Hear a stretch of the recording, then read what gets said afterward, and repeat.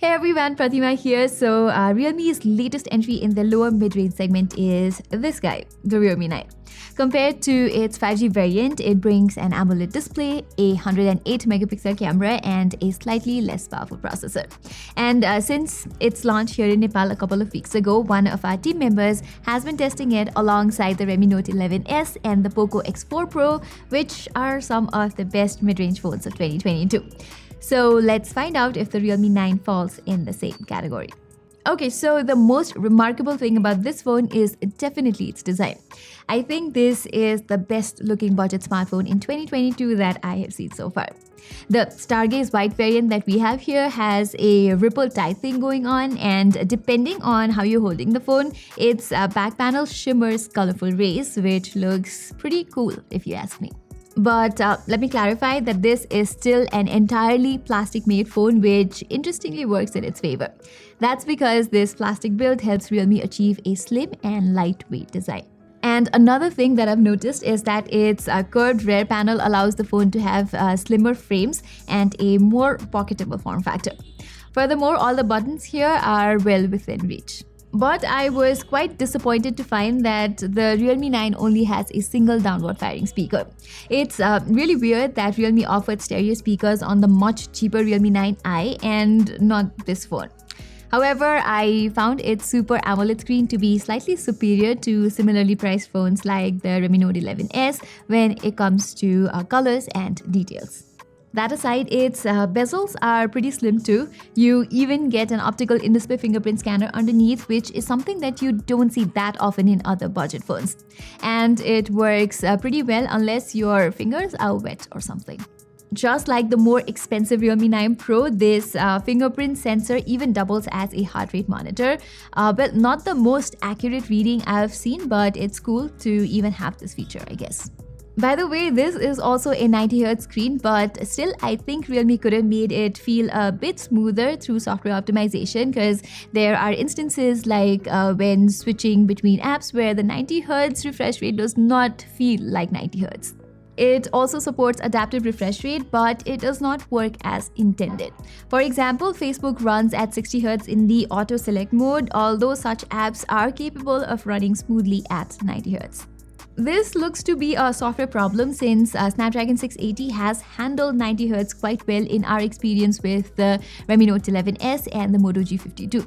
Hopefully, Realme will fix this with a software update, as the phone feels smooth otherwise with its 360Hz sampling rate. Okay, moving on, the Realme 9 is among the very few budget phones that ship with the latest Android 12 out of the box.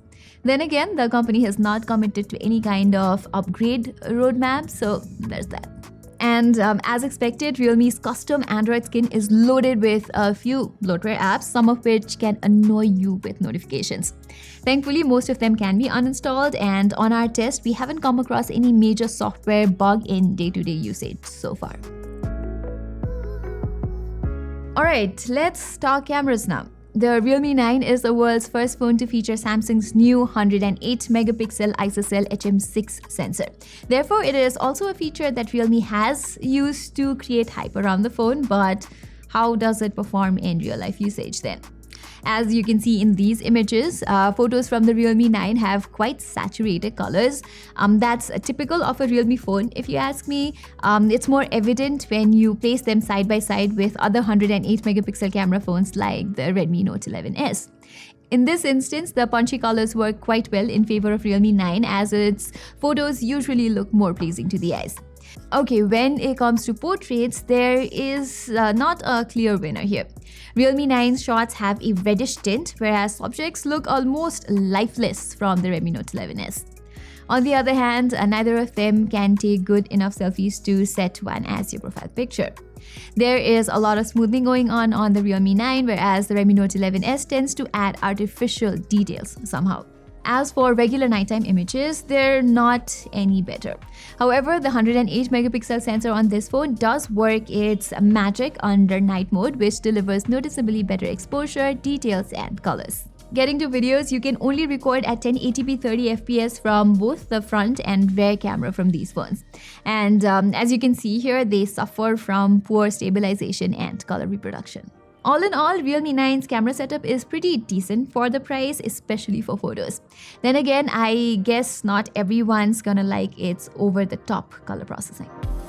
Now, under the hood, the Realme 9 is powered by Qualcomm Snapdragon 680. And I don't think this chip needs any introduction since it has been widely used in many budget phones this year. In case you're unfamiliar, the Snapdragon 680 is built on a power-efficient 6nm process node, hence the Realme 9 offers great battery life. Paired with a 5000 mAh battery, we easily got a day's endurance on heavy usage from this phone. So someone with a relatively more relaxed usage pattern should easily be able to squeeze around 2 days of endurance. Likewise, the phone supports 33-watt fast charging, and Realme has included a compatible power brick inside the box itself, which takes around 70 to 75 minutes for a complete fill-up. And an interesting feature here is something called optimized night charging, which slows down the charging rate overnight so that you get a fully fueled phone by the time you wake up without damaging the battery health or anything. Apart from the excellent battery life, there is, not much to love about the Snapdragon 680 chipset, sadly. Sure, regular usage and light gaming are not all that bad here, but this chip is too underpowerful for mobile gaming in 2022.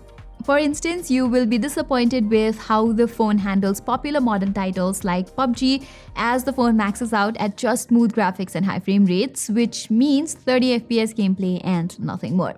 And it's not optimized to run high FPS games like Critical Ops at 90 FPS either. Long story short, don't buy the Realme 9 or any other Snapdragon 680 powered phone if gaming is your top priority. For that, older chipsets like the Helio G96 or newer ones like the Snapdragon 695 will perform a lot better. Okay, that brings me to the end of this video. So, do I love the Realme 9? Well, I really appreciate what the company has done with the looks, and despite not being a premium device, it has this touch of elegance that you won't find in many of the competition. And then you get this beautiful Super AMOLED screen with a built-in fingerprint reader too.